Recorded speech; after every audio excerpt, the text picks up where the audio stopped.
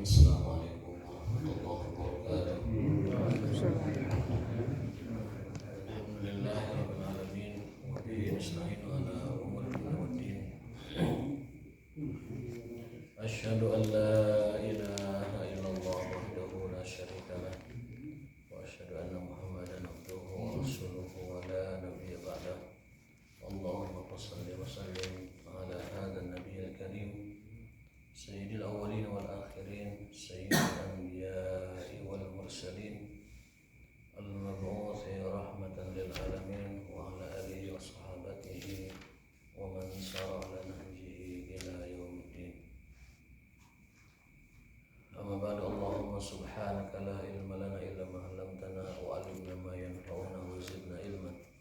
Allahumma rabbana atina fid dunya hasanah wa fil akhirati hasanah wa qina adzabannar.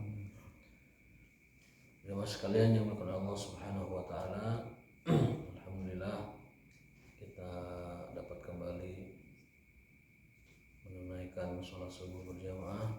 Mudah-mudahan Allah taala menerima amal soleh kita, menerima kebaikan-kebaikan kita dan mencatatnya dalam fi mizani hasanatihi. Amin ya rabbal alamin. Hari ini insyaallah kita akan melanjutkan kajian hadis Bukhari ya. Kalau tidak salah kita sudah di penghujung bab wudu ya. Ini hadis ke-247. Bismillahirrahmanirrahim. Babu fadli man bata 'alal wudu. Keutamaan orang yang tidur dalam keadaan berwudu. Jadi kita disunahkan tidur itu dalam keadaan suci berwudu. Apa fadilah orang yang tidur dalam keadaan berwudu? Nah, ini hadis ini akan menjelaskan betapa besar fadilah keutamaan orang yang tidur dalam keadaan berwudu. Artinya kalau kita boleh katakan, orang muslim itu tidak ada istilah ketiduran. Tidurnya dipersiapkan. Wudu, kemudian otomatis dengan wudu dia berkumur kan, membersihkan mulutnya, kemudian dia membersihkan anggota wudunya, dan biasanya kalau sudah berwudu pasti baca doa. Ketiduran itu kalau memang betul-betul mungkin lelah, capek sehingga tidak sempat baca doa, tidak sempat berwudu, ketiduran karena saking lelahnya. Tapi kalau tidur biasa itu seorang muslim nampaknya sih tidak ada istilah ketiduran, tetapi memang tidurnya diniatkan untuk ibadah. Memang tidurnya itu ibadah. Seperti pernah kita jelaskan, 24 jam waktu seorang mukmin, seorang muslim itu harus adil kan. Adil membagi waktu. Kalau kata para ulama, kalau bisa waktu kita itu 24 jam itu dibagi 4. Idealnya bagi 4. Bagian pertama itu untuk Allah Subhanahu wa taala, 6 jam berarti untuk Allah. Bagian kedua itu untuk diri kita, termasuk istirahat, termasuk keperluan lain ya diri kita. 6 jam ketiga untuk keluarga dan masyarakat. 6 jam terakhir itu untuk keperluan-keperluan lainnya, untuk keperluan dunia, mencari nafkah dan sebagainya. Nah, porsi itu sekarang kan sudah tidak berimbang. Apakah kita sudah memberikan 1/4 hak itu untuk Allah 6 jam itu? Kan enggak juga. Aya panu ayeuna ibadah sehari semalam 6 jam. Salatna, tilawahna, sareng zikirnya di total 6 jam teu aya. Aya mungkin langka orang yang 1/4 porsi waktunya untuk ibadah itu sudah langka. Bahkan 1/8 pun mungkin enggak. Ya kita hitung saja. Setiap subuh misalkan taruh sejam, lohor setengah jam, asar maghrib bisa, enggak sampai 3 jam, enggak sampai mungkin 2 jam juga tidak. Kalau yang hanya sholat kemudian pulang. Nah, artinya porsi kita untuk dibagi 4 secara adil, untuk Allah, untuk diri kita, untuk keluarga dan masyarakat, untuk thalabul ilmi itu enggak cukup, tidak proporsional begitu. Akan tetapi solusi yang bisa kita lakukan adalah ketika kita membagi waktu itu, kita niatkan seluruhnya untuk ibadah, sehingga jatuhnya seluruh amal yang kita atau perbuatan yang kita lakukan itu adalah ibadah. Tidur yang 6 jam kalau kita dengan baca doa, dengan berwudu jadi ibadah ya, jadi ibadah. Bekerja yang 6 jam itu kalau kita niatkan pergi bismillah karena Allah, pulang juga bismillah karena Allah, itu juga benar ibadah. Itu cara kita mensiasati pekerjaan kita yang mana porsi Allah dan porsi agama itu kita rasakan kurang. Dengan cara itulah kita dapat memenuhi hak tersebut. Ya, haddatsana Muhammad bin Muqatil qala akhbarana Abdullah qala akhbarana Sufyan an Mansur an Sa'd bin Ubaidah anil Bara bin Azib qala Nabi sallallahu alaihi wasallam. Kita bacakan sanadnya, mudah-mudahan mendapatkan keberkahan ilmu dari menyebutkan nama-nama mereka, karena mereka adalah para perawi hadis yang sampai kepada kita ya. Allah memberikan keberkahan dari kita mendoakan mereka ya, secara pembacaan sanad seperti itu. Qala Nabi sallallahu alaihi wasallam, idza ataita madja'aka fatawadda wudu'aka lis-shalah. Apabila kalian hendak pergi ke tempat pembaringan kalian, ke tempat tidur kalian, fatawadda maka berwudulah. Tapi biasanya apa pamitas tunduh kedah wudu teh sok tunduh gitu. Itu teh sebenarnya sugesti. Kalau orang sudah tunduh berwudu, nanti 5 menit juga tunduh lagi tetap. Tapi kadang sugesti kita, aduh kalau saya wudu jadi tertunduh, tidak bisa tidur, salah. Bahkan justru lebih tibra kalau sudah wudu, seger. Sudah wudu, kemudian kita dudukkan sebentar, itu nanti ngantuk juga lama. Itu variannya suatu malam atau siang gitu. Malam atau siang. Malam atau siang. Tapi kalau lihat konteks hadis ini sepertinya tidur yang malam ya. Tidur yang malam. Tidur yang benar-benar tidur kan malam. Karena lebih lama. Ada yang 6 jam, ada yang 7 jam, ada yang 8 jam. Ba'da isya tidur, bangun itu kan jam 3, sepertiga malam terakhir. Berarti kalau sekarang isya itu setengah 8, itu 2, 3, 4, 5, 6, 7, 8 jam. Tidur kita 8 jam di malam hari itu apabila setelah sholat isya tidak melakukan aktivitas. Dan memang sunnahnya ba'da isya itu langsung tidur. Imam Malik bahkan mengatakan makruh hukumnya ba'da isya itu ada kegiatan. Kecuali 2 perkara. Para ulama itu sepakat ba'da tidur. Ba'da isya itu harus langsung tidur. Kecuali ada 2 perkara kata para ulama yang dibolehkan. Satu adalah thalabul ilmi, mencari ilmu, membahas ilmu, kemudian mempelajari ilmu, dan yang kedua adalah amrul ummah, membicarakan tentang permasalahan umat. Kalau bahasa sederhana kita, permasalahan umat itu mungkin rapat RT, rapat RW, rapat DKM, apa saja yang berkenaan dengan mengurusi urusan umat, kemaslahatan umat, itu dibolehkan kita sampai bermalam-malam membahas bagaimana baiknya umat ini, bagaimana kita memberikan khidmah pelayanan terbaik kepada umat. Kalau tidak ada 2 urusan itu, maka makruh hukumnya kita ini tidak tidur setelah isya. Jadi dianjurkan ba'da isya tidur agar nanti sepertiga malam terakhir bisa bangun setengah 3 atau jam 3. Kalau subuhnya setengah 5, berarti sepertiga malamnya itu setengah 3-an. Kalau subuhnya jam 4, berarti sepertiganya itu jam 2-an atau setengah 2. Itu sepertiga malam. Meski begitu, bahkan Nabi mengajarkan itu sholat malam kita itu kalau kuat itu seperti qiyamud Daud. Jadi kita sering mendengar saum Daud, tapi jarang mendengar qiyam Daud. Siam Daud itu sehari malam, sehari puasa, sehari buka, itu kalau puasa Daud. Tapi kalau qiyamud Daud itu separuh malam tidur, separuh malam ibadah. Jarang kita mendengar qiyam Daud, padahal itu sama dengan siam Daud. sama. Rasul mengatakan kalau kalian mau silahkan lakukan qiyamu Daud, tahajudnya Daud alaihissalam, yaitu separuh tidur separuh ibadah. Meski begitu keutamaannya tetap ada di sepertiga malam, karena Al-Quran juga menganjurkan demikian ya. Sulusul lail ya.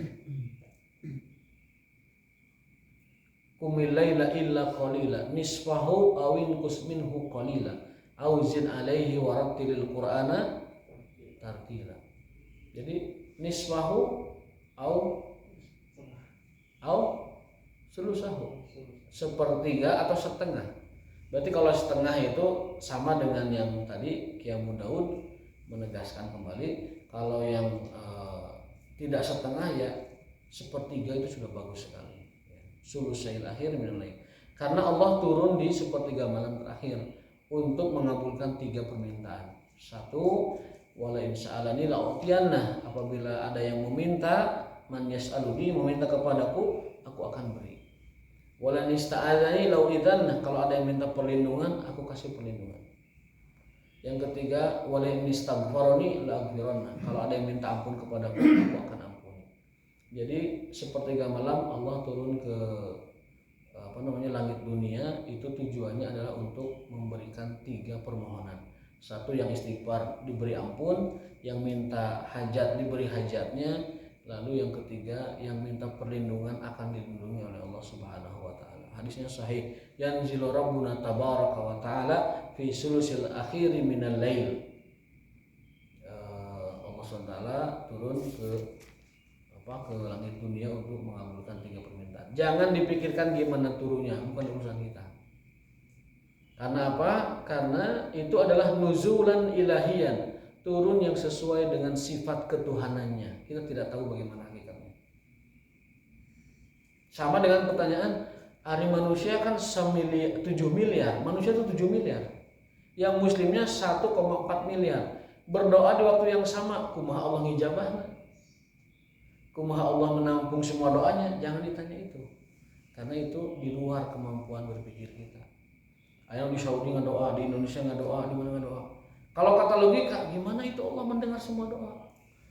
Terus ada lagi hadis qudsi, barang siapa yang membaca Fatihah ketika sholat, itu sebenarnya dialog munajat hamba dengan Tuhannya. Saat hamba dalam sholat mengatakan Alhamdulillahi Rabbil Alamin, Allah menjawab Hamidani abdi Ar-Rahmanir Rahim, asna alayya abdi Maliki yaumiddin, majjadani abdi. 7 ayat itu kita berdialog dengan Allah. Masalahnya orang tengartos eta bacaan Fatihah teh tengarti, jadi kadang tidak merasakan dialog tersebut. Padahal itu dialog. Alhamdulillahirabbil alamin. Allah menjawab, asna alayya abdi. Aduh, hambaku sedang memujiku. Ar-Rahmanir Rahim. Aduh, hambaku sedang menyanjungku. Maliki yaumiddin, hambaku sedang membesarkan, mengagungkanku. Iyyaka na'budu wa iyyaka nasta'in. Wali abdi mas'al, hambaku sedang mengikhlaskan tauhid kepadaku. Baru ihdinas siratal mustaqim, kata Allah Ta'ala, wali abdi mas'al. Nah, sekarang giliran aku mengabulkan permohonannya. Apa itu? Ihdinas siratal mustaqim, bimbing kami kepada jalan yang lurus, yakni siratal ladzina an'amta 'alaihim, yakni jalannya orang-orang yang engkau beri nikmat, yaitu para nabi, para sholihin, para aulia, para siddiqin, para syuhada, seperti yang ditafsirkan dalam ayat Al-Quran. Siapakah siratal ladzina an'amta 'alaihim itu? Yakni orang-orang soleh, para nabi, para soleh, dan siddiqin, syuhada, dan lain-lain. Nah, kalau kita merasakan dialog itu dalam Fatihah, itu sholat menjadi lebih khusyuk. Ada bukunya khusus, bukunya itu judulnya Syarah Azkar Sholat, penjelasan bacaan-bacaan sholat. Satu buku.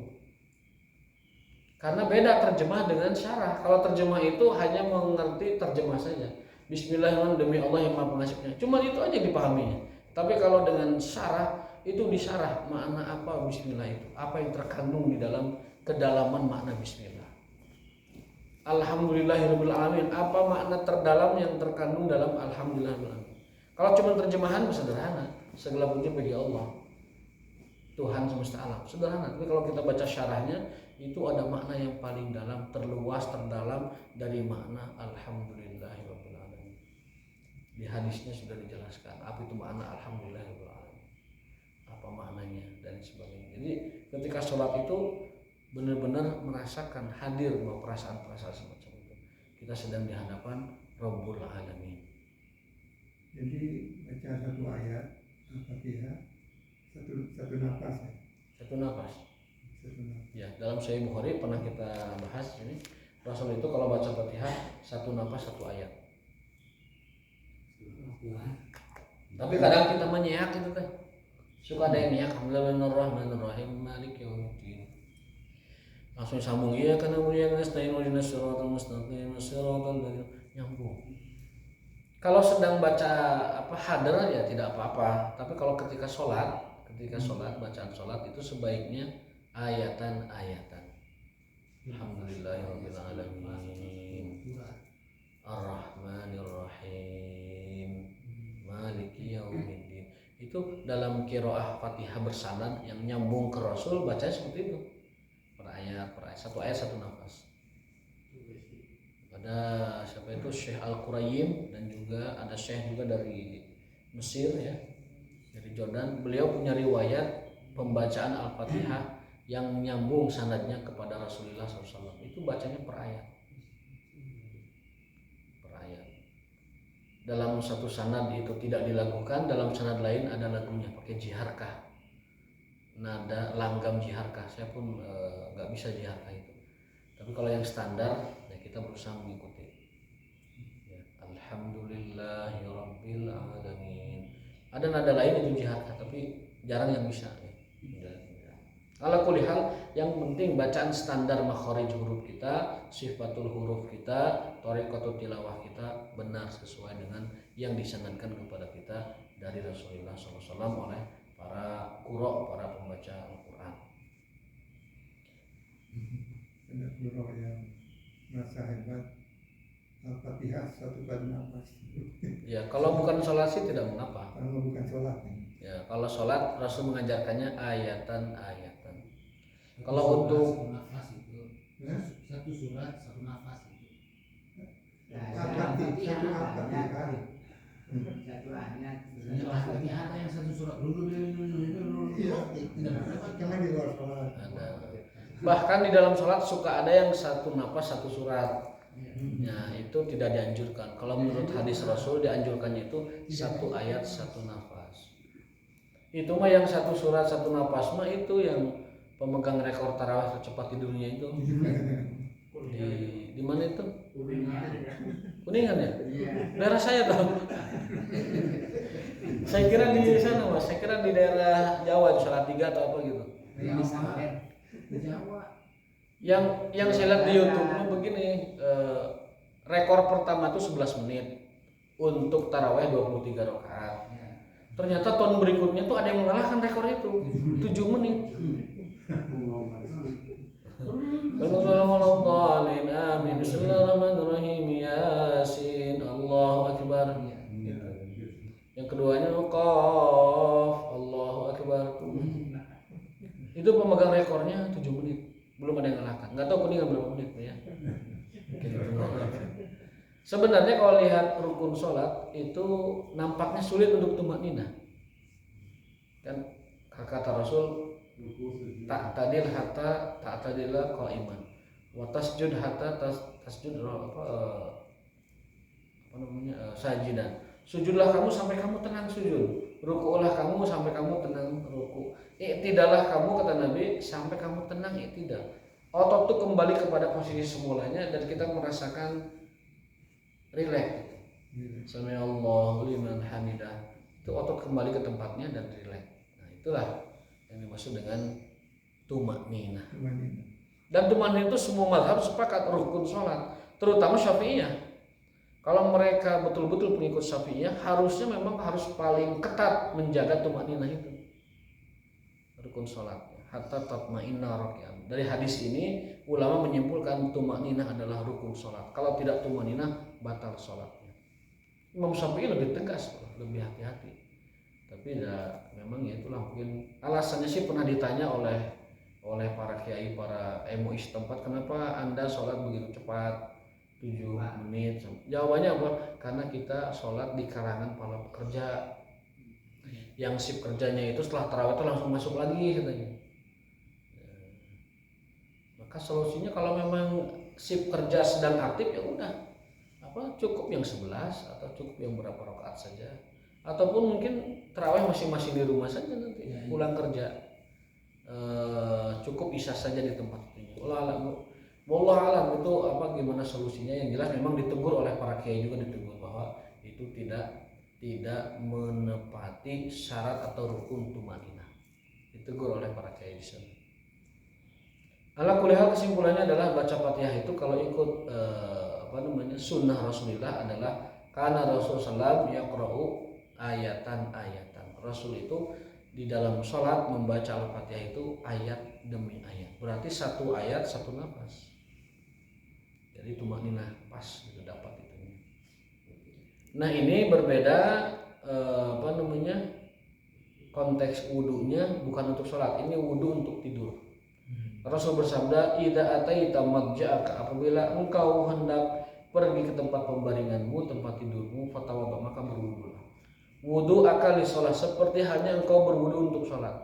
Jadi bukan wudu yang lain gitu, bukan wudu yang asal cepat, enggak, wudunya seperti wudu sholat, sama sempurna seperti wudu sholat. Tsumma taji'ala syaqqikal aiman. Ini saya lupa bahasa mata ya, kebacanya. Wah jelas pahamnya Pak. Tsumma taji'ala syaqikal aiman summa qulillahumma. Lalu berbaringlah dengan badan kita ini disangga oleh bagian kanan. Berarti gini Pak tidurnya. Bagian kanan kita itu menjadi penyangganya. Sandarkan bagian tubuhmu yang sebelah kanan ke tempat pembaringan. Berarti bagian kiri yang di atas. Miring berarti ya. Miring gitu. Itu sunnah tidur dari Rasulullah SAW. Lalu berdoa dengan doa seperti ini. Summakul, katakanlah, Allahumma aslamtu wajhi ilaik. Ya Allah, aku pasrahkan diriku kepadamu. Wa fawwadtu amri ilaik, dan aku serahkan segala urusanku kepadamu. Wa alja'tu dhahri ilaik, aku sandarkan punggungku kepadamu, artinya menyandarkan kehidupan kita kepada Allah. Rabbatan wa rahbatan ilaik, antara harap dan takut kepadamu. La malja wa la manja minka illa ilaik, tidak ada tempat kembali, tidak ada tempat selamat kecuali kepadamu. Allahumma amantu bi kitabika alladzi anzalt, ya Allah aku beriman kepada kitabmu yang kau turunkan. Wa bi nabiyyika alladzi arsalta, dan aku beriman kepada rasul yang kau utus. Fa in mutta min lailatika fa anta 'alal fitrah, apabila kita meninggal setelah baca doa itu, maka kita meninggal dalam keadaan husnul khatimah, dalam keadaan fitrah, dalam keadaan tauhid, dalam keadaan Islam. Waj'alhunna akhira man tatakallamu bih, dan jadikan itu sebagai akhir dari ucapan kita sebelum tidur. Jadi doa tidur itu memang yang paling cepat mah itu bismikallahumma amutu wa ahya. Tapi yang lebih panjang ya ini. Ya Allah, aku pasrahkan hidupku kepadamu, urusan kepadamu, kemudian seluruh persoalan itu kepadamu. Tidak ada tempat selamat, tidak ada tempat kembali kepadamu. Dalam riwayat lain ada lagi, jika engkau kirim kembali nyawaku, maka jagalah ia seperti engkau menjaga nyawanya orang-orang soleh. Dan apabila engkau tahan nyawaku, maka rahmati dia dan naungi dengan kasih sayangmu. Jadi tidur itu memang antara Allah balikin nyawa atau Allah tahan nyawanya. Yang ditahan berarti meninggal, yang dibalikin berarti hidup lagi. Berarti tidur itu adalah mati kecil. Tidur itu adalah mati kecil. Karena nyawanya ada tapi ruhnya tidak ada. Tidur itu nyawa masih ada tapi ruh tidak ada. Kemana ruhnya? Wallahu ta'ala alam. Itu bacaannya itu bismikallahumma Amutu wa ahya. ahya Ya, atau bismikallahumma ahya wa amut. dua-duanya boleh. Tapi yang saya dapatkan itu amutu dulu. Amut dulu. Amutu dulu. Dengan menyebut nama Allah yang dengan nama Allah aku meninggal dan dengan nama Allah aku hidup. Nah kalau mau lebih lengkap baca itu dan baca yang ini. Tapi panjang penghafal kena sesat. Panjang. Kalau lilil kan kalau misalkan baru 1 jam tidur udah masuk itu tidur Oh. kayak gangguan atau apa lilil itu lagi nggak ulangin lagi nggak? Kalau lilir mah nggak usah dibaca lagi, langsung aja. Nggak atau itu kalau udah misalkan itu wudhu lagi nggak atau udah buang air kecil gitu. Oh kalau sudah buang air kecil, wudhu lagi bagusnya. Kalau sudah batalkan. Iya. Oh gitu. Makanya memang dianjurkan itu ketika kita tidur itu sudah buang air kecil, kemudian wudhu. Nanti diharapkan ketika tidur itu tidak terganggu. Dia langsung ke akhir waktu, misalnya jam 3. Dari jam 8 itu langsung jam 3. Terus setelah wudhu, setelah buang air kecil, bersih, tidur, nanti bangunnya sepertiga malam pertama. Ya, gitu. Tapi kalau memang di tengah waktu tidur kita itu lilir dan berat kita berwudu, ya berat untuk berwudu dan khawatir kalau kita wudu itu jadi cenghat dengan tubuh dan itu masih jam 11 gitu kan. Tidak wudu pun tidak apa-apa karena kita sudah wudu di awal. Kita sudah wudu di awal. Afdalnya wudu lagi, tetapi kalau itu sulit dan menjadikan kita menjadi tidak bisa tidur setelahnya, cukup di wudu tidur sebelum tidur saja. Ketika lilir tidak usah wudu lagi. Karena tadi ya pertimbangannya itu adalah bagian ataupun masih serial tidur gitu. Masih dalam kategori tidur itu. Baca doa ini. Dulu ketika di Imarat mahasiswa disuruh ngapalkan doa ini supaya tidurnya itu benar gitu, tidurnya benar. Tapi kalau lihat teksnya memang agak panjang, redaksinya mudah tetapi karena banyak sehingga seolah-olah sulit. Coba nih Allahumma aslamtu wajhi ilaik wa fawwadtu amri ilaik wa alja'tu dhahri ilaik rabbatan wa rahbatan ilaik la malja wa la manja minka illa ilaik Allahumma amantu bi kitabika alladzi anzalta wa bi nabiyyika alladzi arsalta. Cukup sebenarnya, tidak banyak. Tapi kalau kesulitan cukup bismillahirrahmanirrahim amutu wa ahya. Kalau itu juga nggak hafal cukup bismillah. Bismillah. Nah, doa segala doa mah kalau tidak bisa bismillah. Praktis. Keluar rumah bismillah. Kemudian itu ada satu hadis yang menyebutkan bahwa orang siapa yang membaca al-hakum itu sama dengan membaca 1000 ayat atau apa ya? Itu logikanya seperti apa? Kalau itu saya tafsirnya. Kalau itu belum baca.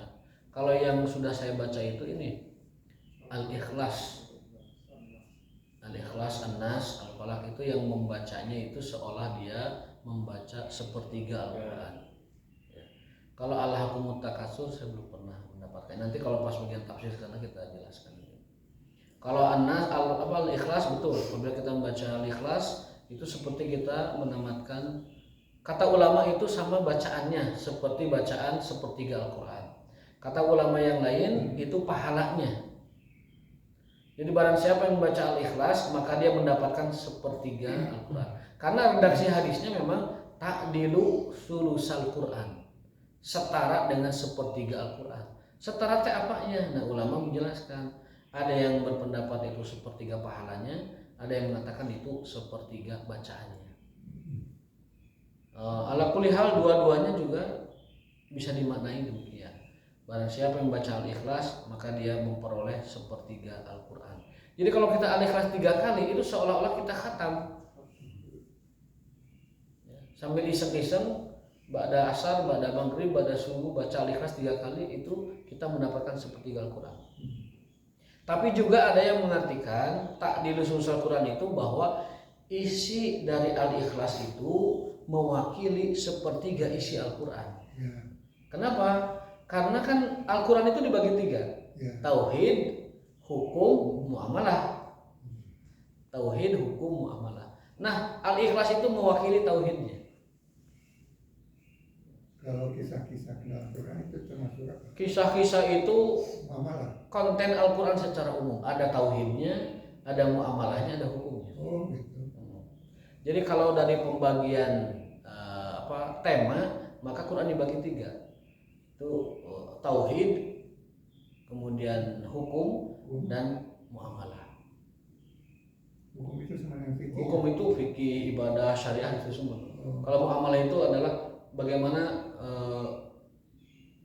ketentuan kita bermasyarakat, baik dengan masyarakat Islam, masyarakat non-Islam, dengan kaum lain, dengan bangsa lain, dengan masyarakat seluruh bernegara, dan itu di situ ada. Kalau tauhid itu tentang keimanan. Tapi kalau dalam pembagian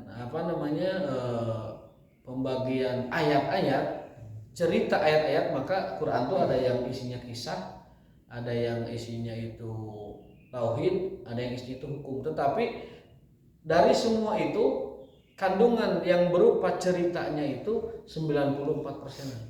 Kisah 94%. Kisah itu Quran itu mengkisahkan itu 94%. Dan di dalam kisah itu ada tauhidnya, ada hukumnya, ada muamalahnya. Contoh saja, kisah terpanjang dalam Al-Quran dan terbanyak itu kisah tentang Nabi Musa alaihissalam. Yang paling detail diceritakan dari nabi-nabi terdahulu itu Nabi Musa. Dari mulai lahirnya, ibunya diberi ilham untuk menghanyutkan ke sungai, lalu nanti disusukan oleh, itu semua diceritakan detail tentang Nabi Musa. Lalu bagaimana pergumulan Musa membela kebenaran, menegakkan kebenaran berhadapan dengan raja paling zalim saat itu, yang ditopang oleh 4 kekuatan. Firaun itu punya komandan namanya Haman, jenderal paling kuat. Firaun punya pengusaha paling hebat namanya Korun, yang gudang emasnya tidak bisa dipangku kecuali kuncinya itu kecuali dengan sekawanan onta. Firaun punya juru media, yaitu para penyihir dan para peramal yang sering menghembuskan kepada manusia itu rasa takut dan sebagainya. Dan dia sendiri adalah pemimpin rejim itu. Jadi Firaun itu ditopang dengan 4 kekuatan. Dia sendiri selaku raja terkuat, diktator dan sangat kuat. Kedua punya jenderal namanya Haman, ketiga punya pengusaha namanya Korun, keempat punya media namanya peramal dan penyihir. Lengkap sudah itu. Tidak ada yang bisa menaklukkan atau mengalahkan Firaun. Apapun logikanya, nggak ada yang bisa ngalahin Firaun. Nabi Musa disuruh nyadarkan Firaun, gimana coba? Makanya qadarullah, Allah mentakdirkan Nabi Musa meskipun terlahir di non bangsawan, tetapi Allah takdirkan dia besar dan hidup di istana. Logikanya untuk menyiapkan mental, karena tidak semua orang biasa bisa mendakwahi raja yang besar, kecuali dia tumbuh di istana, punya mental gitu, punya mental raja, anak raja. Nah, Nabi Musa itu dididik di istana, kecil di istana sampai besar. Bahkan istrinya Firaun itu aunatakhidahu walada. Kalau bahasa kita Mekang, orang angkat, iya bayi itu jadi putra orang. Padahal dia sebelumnya memberi pengumuman bayi terlahir laki-laki pencitan, perempuan silahkan hidup, laki-laki pencit. Ini Nabi Musa tiba-tiba, bahasa kita nama teu angin teu hujan, tiba-tiba mampir ke istana Firaun. Istrinya sedang ada di sungai yang mengalir ke istana, diambil. Langsung istrinya terenyuh, Firaunnya terenyuh, aunatakhidahu walada. Kita angkat aja ini jadi anak. Musa tumbuh di istana dengan segala macam kebesaran dan kemegahannya. Mentalnya sudah mental istana. Ketika disuruh, Musa, pergilah kepada Firaun, katakan kebenaran. Faqul lahu qawlan layyinan. Idhhab ila Firauna innahu tagha. Faqul hal laka ila an tazakka wa ahdiyaka ila rabbika fatakhsha, dan seterusnya. Dari dakwahilah itu. Dia berdoa. Kemudian berdoa. Kemudian dan itu pun ada dialog antara Musa dengan Firaun. Itu dalam surat Asy-Syu'ara itu detail sekali dialognya. Sampai ketika Musa mengajak Firaun taubat itu, apa kata Firaun? Musa, kamu kan dulu tinggal di sini, makan di sini. Kamu kan anak kita. dirayu si Musa ini dirayu oleh si Firaun ini dengan bahasa keluarga dulu kan. Laqad kunta fina walidan wa labista fi umrika sinin. Ya Musa, kau dulu di sini anak kami. Kau juga di sini tumbuh, makan, hidup dan bermain di sini di istana. Ya. Laqad kunta fina walidan wa labista fi umrika sinin. Nah, sekarang kamu mengajak saya. Nabi Musa jelaskan bahwa ini adalah kebenaran dari Tuhanku. Aku adalah utusan Tuhanku. Kemudian Firaun mengungkit kesalahan Nabi Musa. Bukankah kamu pernah melakukan kesalahan dengan memukul seorang Mesir sampai mati? Kata Nabi Musa, ya, dan saya sudah tobat kepada Tuhanku dan Allah memaafkanku. Tapi dosamu wahai Firaun lebih besar dari dosaku. Dosamu itu an abadta Bani Israel, kau memperbudak Bani Israel dan memaksa orang untuk beribadah menyembah kepadamu. Dosaku membunuh tadi sudah Allah maafkan. Itu jauh lebih kecil dibanding dosamu memperbudak manusia. Oh, itu dialognya Allah, itu panjang dialognya antara ayah yaitu Firaun angkatnya dan antara Musa. Dialognya itu alot sekali. Ada dalam surat Asy-Syu'ara, silakan kalau baca dialognya. Itu ada di surat Asy-Syu'ara dari ayat pertama lembar pertama sampai halaman pertama halaman kedua. Itu dialognya luar biasa. Indah sekali Al-Qur'an mengisahkan gimana dialog Firaun dengan Musa. Dari mulai Firaun menyebut aku ini ayahmu. Kamu itu anakku. Kamu tinggal di istana lama, kami rawat kamu, kami jaga kamu. Itu supaya Musa itu luluh hatinya, nggak mau lagi mendakwahi Firaun, nggak mempan. Akhirnya dengan cara kedua, hey Musa, kamu kan kriminal, kan membunuh Bani Israel itu orang Mesir kan, sehingga kamu dikejar-kejar. Cara kedua nggak mempan karena kata Musa, dosaku memang ada, tapi dosamu lebih gede loh. Gitu, nggak mempan juga. Baru yang ketiga itu dengan cara, ya udah gini aja. Nanti aku akan tandingkan kamu dengan para pesihirku. Akan aku undang seluruh orang sakti di kerajaanku. Nanti kamu lawan dia. Akhirnya dikumpulkan kan. Ketika walhasil akhir cerita, para penyihir itu kalah karena sihir mereka adalah sihir takhil. Memang tali terlihat seperti ular. Kalau sihirmu bukan sihir, mukjizat Musa itu bukan tongkat jadi ular, tapi memang benar-benar jadi ular biasa, jadi ular beneran gitu. Kalau tali itu diperlihatkan seperti ular, tapi kalau tongkat Musa benar-benar secara fisika, secara kimia, si tongkat kayu itu jadi ular. Kalau sihirnya Firaun, sihir para penyihir Firaun enggak, tali tapi kelihatan seperti ular. Yukhayyalu ayatnya kan gitu. Jadi orang tuh melihat seperti ular, padahal itu tali. Kalau Musa enggak, memang berubah jadi ular. Apa kata Firaun dengan cara seperti itu? Firaun mengatakan bahwa apakah kalian, hai penyihir, beriman kepada Musa, padahal aku belum izinkan. Itu iman pun harus izin ke Firaun, bayangkan. Ya. Ayatnya bagaimana? Qablaan adzana lakum, apakah kalian beriman kepada Musa padahal kalian belum izin kepada saya? Saking zolimnya Firaun, no iman pun harus izin ke dia. Harus izin kepada dia. Akhirnya Allah hancurkan dia di Laut Merah. Kalau secara logika nggak ada yang bisa hancurkan Firaun. Kan kata Nabi itu termasuk raja-raja terkuat di dunia itu yaitu Firaun, Namrud ya, dan Bukhtansor, Nebukadnezar di Babilonia, itu raja-raja terkuat. Kalau dalam orang yang ahli tauhidnya itu ada Sulaiman dan ada Zulkarnain. Ya, jadi kesimpulannya hadis ini adalah barang siapa yang sebelum tidur membaca doa ini, sebelumnya wudhu ya, mau tidur kita wudhu dulu kemudian baca doa ini, maka kata Nabi SAW, kalau kita meninggal saat tidur maka meninggal kita adalah husnul khotimah dan juga mati dalam keadaan fitrah, dalam keadaan Islam. Meskipun saat tidur kita tidak sempat la ilaha illallah, karena sudah baca doa yang ini, kita sudah dikategorikan sebagai orang yang meninggal dalam la ilaha illallah. Terkait dengan masalah wudhu itu kan, Nabi menganjurkan supaya menyempurnakan wudhu. Artinya ada wudhu yang tidak sempurna tapi sah. Apa seperti itu?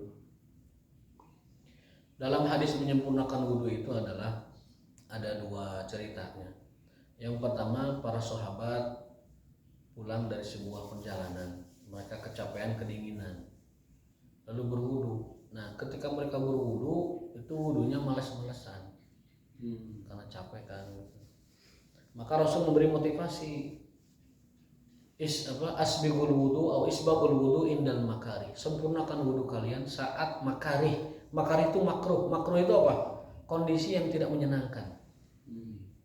Ya, ketika orang berwudu saat kondisi tidak menyenangkan lalu berjalan menuju sholat, maka bagi mereka itu pahala yang besar. Setiap langkahnya diangkat derajat, setiap langkahnya dihapus kesalahan, setiap diangkat dihapus kesalahan dan diberikan kebaikan.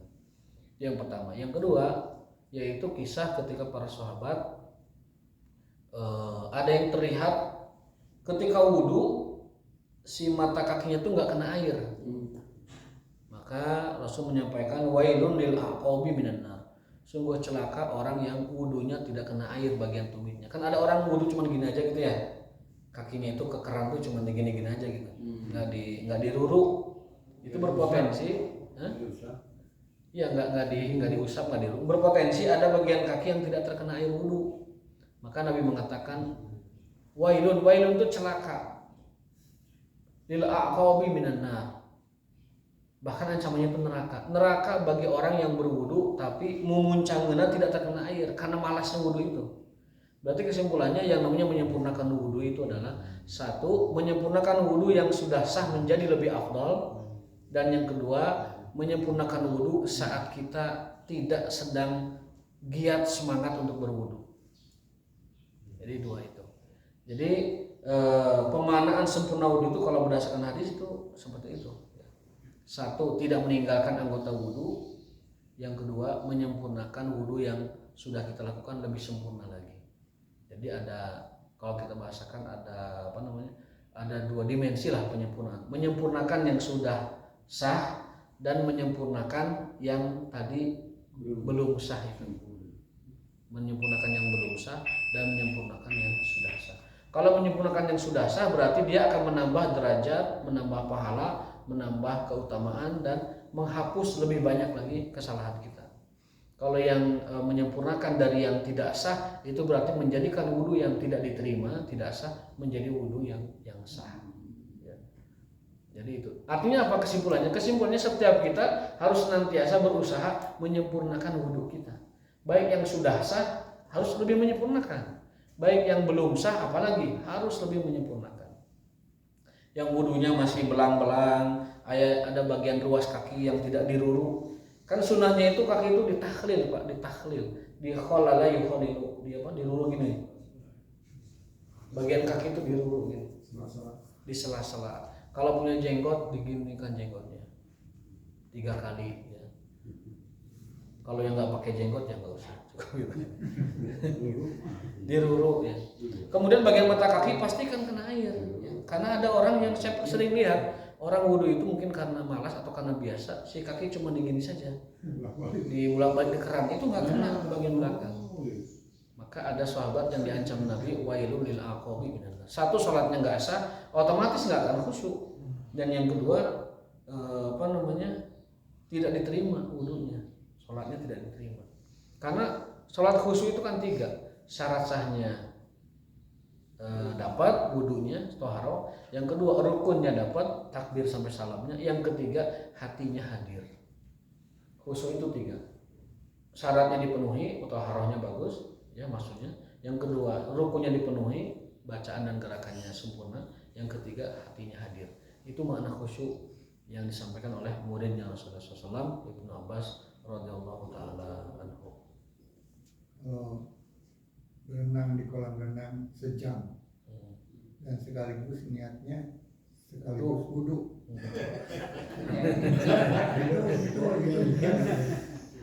Itu mandi Pak. Itu bukan wudu. Wudu itu adalah anggota wudu yang khusus. Ada air kencing nih Pak. Iya, air kencing tidak lagi. Porsinya Ini besar. Tapi kalau yang mandinya setengah kolam gitu. Kemudian sudah berenang kan di air shower, itu saya anak dengan itu wudhu. Ya. Kalau Hanafiyah yang sangat membaca mazhab Hanafi itu, ini mungkin mudah-mudahan menjawab yang tadi ya. Kalau orang itu dalam keadaan junub ngagebruskeun maneh kawalungan, Ya, itu dianggap sudah mandi junub. ya. Ya. Tapi kalau mazhab lain enggak, harus kalau junub tuh harus tartib niat dan gerakannya harus tartib. Wudhu dulu, kemudian usapkan ke kepala, usapkan ke kanan, baru ke kiri. Nah, sah dia mandi junubnya. Jadi kalau langsung gebrus mandi itu tidak dihitung mandi junub dalam mazhab Maliki, Syafi'i dan Hambali. Tapi mazhab Abu Hanifah nyemplung kawalungan itu sudah mandi junub. Sesudah mandi junub, wudhu nggak? Kalau belum wudhu lagi. Kalau sudah wudhu tidak perlu wudhu lagi. Gitu. Ini kata Buya Yahya ya. Kalau kita wudhu, terus si air wudhunya itu masuk ke bejana, Ke ember, ke bejana. itu dipakai lagi itu tidak sah, itu air mustakmal katanya. Ya, air mustamal. Jadi harus ya seperti tadi, kalau di kolam besar itu bisa, tapi kalau di wadah yang kecil nggak bisa. Betul. Karena kolam itu kan lebih dari 2 kulah. Air yang lebih dari 2 kulah itu tidak dapat dinajiskan. Kecuali 2 kulah itu berubah 3 unsurnya. Bau, rasa dan warna berubah. Pokoknya kalau air itu banyak, itu tidak bisa dibuat najis kecuali berubah 3 unsurnya. Dia menjadi najis pada akhirnya. Misalkan itu kolam renang. Kolam renang teh tadinya kan warnanya normal gitu. Setelah ngagebrus sekian banyak orang, tiba-tiba berubah warnanya. Jadi coklat, betul-betul coklat gitu. Pas dicium baunya berubah juga. Kemudian pas diasaan rada asin-asin hangruk gitu. Itu mah bisa najis. Karena telah ada perubahan 3 unsur. Rihuhu wa ta'muhu wa launuhu dalam hadis Bulughul Maram ya. Kalau berubah baunya, wa ta'muhu rasanya dan warnanya, maka air yang lebih dari 2 kulah pun kalau itu berubah maka itu walungan sungai nanti teh nu hideung teh Ciliwung sebelum dibersihkan ataupun itu Cikapundung itu kan lebih dari 2 kulah ngalir lagi kan. Tapi itu hideung letrak, artinya sudah bukan lagi air mutlak. Saya pastikan bukan air mutlak. Kenapa? Baunya melengir sampai ke jalan sudah kecium, warnanya berubah, rasanya mulai wani nyobaan. Itu udah berubah najis, tidak boleh wudhu di air sungai itu. Meskipun air sungai itu lebih dari 2 kulah, tapi 3 unsurnya berubah, warna berubah, bau berubah, rasa juga berubah, maka itu sudah menjadi air najis. 2 kulah itu ukuran berapa sih? 2 kulah itu 200 500 liter. 500 200. Pokoknya saya pernah ngitung 1 bak pemberian developer. Itu di Tasik, saya kan ngambil KPR. Ada bak dari developer saya ukur. Oh iya 2 kulah ini, berarti developer juga ngerti fikih kayaknya. Jadi supaya yang di rumah tuh bisa mandi junub kan 2 kulah itu kan. Syafi'iyah kan 2 kulah. Tapi kalau kita lihat keterangan hadis mandi junub 1 rantang juga bisa, 1 gayung bisa digini-gini kan. Kalau mandi junub di pantai laut, ya di pantai main gitu. Sekaligus niatnya mandi junub. Ya tadi kalau Abu Hanifah boleh, tapi kalau yang lain enggak, yang lain itu harus tartib. Iya, Dulu. Asin laut mah memang sudah dijamin, air laut kan mutlak, suci mensucikan. Bangkainya pun halal dan boleh dimakan. Iya. Suka kepan. Laut itu dia punya kekhususan. Dalil Nabi, laut itu huwa tahuru ma'uhu wal ilmu itu. Laut itu suci mensucikan airnya dan binatangnya, bangkainya pun halal dimakan. Itu kekhususan air laut karena memang air asinnya itu kan hanya rasanya saja, tapi warna dan wanginya itu tidak berubah. Dia air mutlak. Tapi barangkali cukup sampai demikian karena fikih akan panjang kalau dibahas ya. Wa ma taufiq illa billah. Wallahu taala a'lam bishawab.